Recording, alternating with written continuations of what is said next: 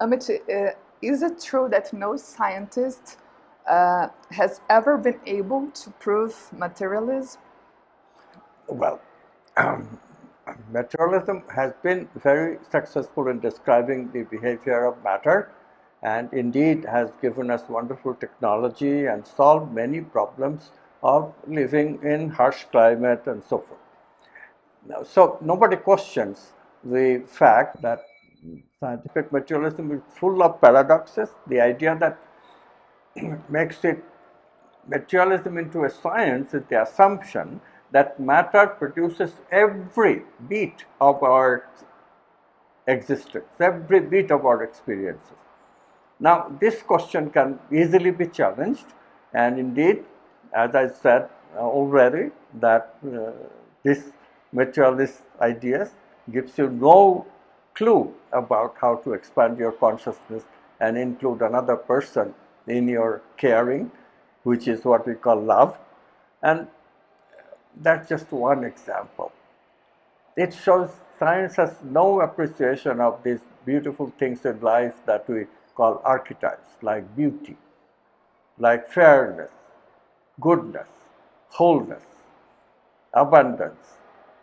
In scientific terms, there is no meaning for something called abundance. If there is no meaning for abundance, then why is it that people who have so much money, they are unhappy, and people who are relatively speaking poor, they are quite happy? Why? Because these people have found the source of abundance. Abundance lies in our thinking, in our feeling, in our love capacity of loving, because we find that indeed if we love one person, it does not exclude me from loving another person. In fact, we can love the whole world and still we can love more. So this is abundance. And so science really does not have any answer to any of these higher values of life, those things that make life worthwhile. And this is where we have to correct this science. Otherwise, our entire civilization, which is based on these values, how to make human beings, how to change human beings to live, not their negative emotions which are built into the brain, but from these positive emotions that we can intuit, we can manifest in our life by meditating, by doing spiritual work, and then we have these positive emotional circuits. And there are people who have completely transformed. I am not saying that I am fully transformed, but I know what transformation is about. I know how to love people.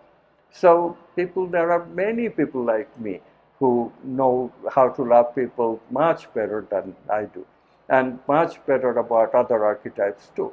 And this transformation has to be recognized. It has to be recognized and brought about in such fashion as quantum physics is capable of, in such scientific fashion that people can trust, and people can do these practices, people can do these creative practices of transformation and transform themselves. Then these negative problems that we have from our negative emotional brain circuit, like violence and domination, that go on and on and on since the dawn of civilization, they will be past. They will never happen again. This is the future that quantum worldview is promising us. So do you think these values like love and all these archetypes, they are related to the impact that the quantum worldview helps in building a better world? Values are part of consciousness.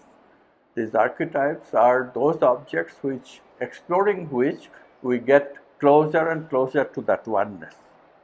This is their value. This is why we have always valued them. This is why progress of civilization has been more and more in that direction.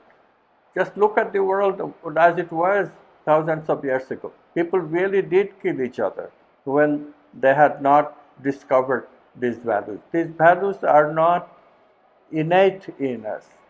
The negative emotions are. These values have to be discovered. Sit in our future, not in the past. But we get glimpses of it. We have aspects of romantic love, we have aspects of maternal love that attracts our attention, that we can love. And then these things were discovered about 5,000 years ago in India and then in many other places. And now many people have learned these things. And now quantum physics is giving us the scientific basis of these noble things, these noble thoughts and noble feelings that we can experience and make brain circuits of it and transform humanity into a better specimen of species. And this is what the future is, obviously. And people who counter it by narrowing themselves, they're making a huge mistake, and we are suffering from it right now. Look at the problems the world has created: global climate change, terrorism, breakdown of economy, this huge rift between the rich and the poor that we hear every day in every country, corruption and all this. All this is due to scientific materialism, all this, and I'm not exaggerating. I have analyzed this in many of my books. You can read them and you will completely agree. This myopia in worldview is very, very dangerous. Science grew out of the myopia of the worldview that religions created, and that we really, really suffered from that for a long time. And then science was supposed to liberate us. It did for a while, but now science itself has picked up a dogma that matter is everything is nothing but a dogma. It's an assumption which science is, of course, allowed to do. We always make assumptions and we proceed. But if the assumptions don't work, we give up the assumptions. Now, it is very clear that the assumptions don't work. Many experiments, including the experiment that proves oneness, is proving that no, that assumption does not work. This idea of oneness, matter-material interactions can never produce oneness. Material interaction between objects can never produce a subject, can never produce consciousness. So these things are very clearly demonstrating the fatal weakness of the philosophy of this half of the world. Now, of course, the other worldview is still there.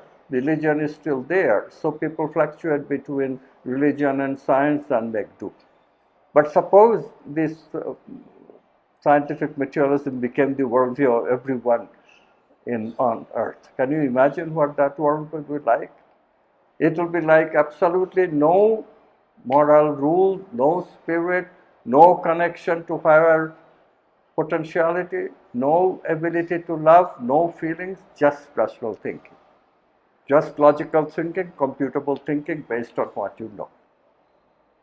And this world is not even right. If that were the case, that would have been the case. But that's not even the case.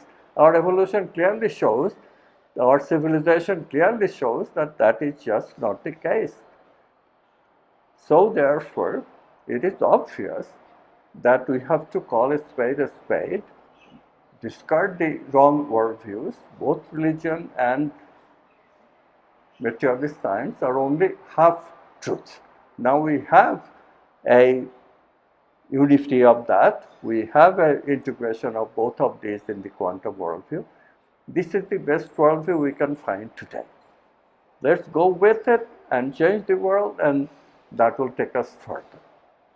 And that will take us to more love and much, much less violence. Beautiful. Many potential coming from this knowledge. Is so important to integrate science and spiritually, finally, right? Well, of course. And every part of the society, every organization of the society, everything will get better. Our society, economics, politics, healthcare, education, everything will get better if we accept the power of both science and spirituality.